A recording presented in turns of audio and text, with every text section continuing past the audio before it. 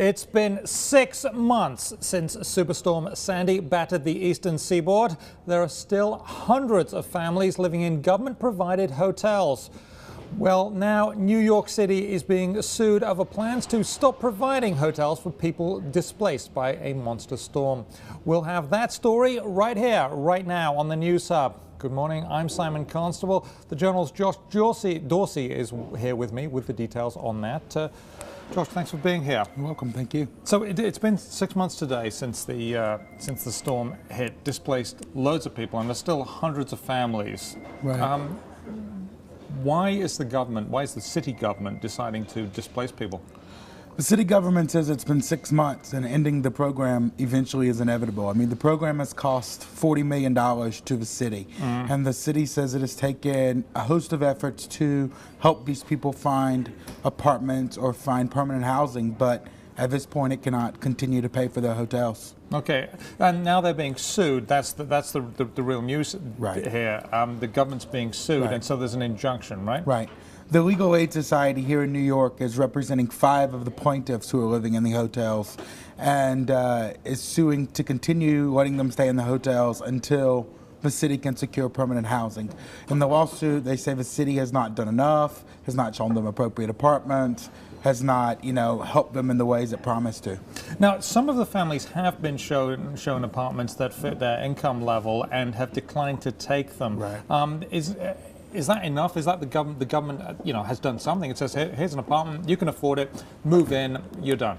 The government would certainly say so. The government says, we've shown some of these people apartments, others don't qualify for public housing apartments. At this point, we've really done all we can do is the government's position.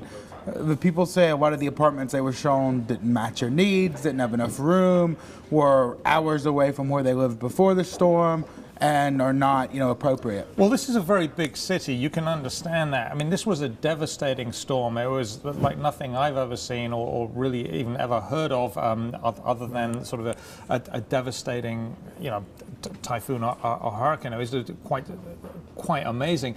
Can't the government sort of say, look, hey, we know this has been, awful. We'll give you a bit more time. Well, that's certainly what the lawsuit wants the government to do, and the injunction from the judge shows that they may have to do that unless they prove otherwise.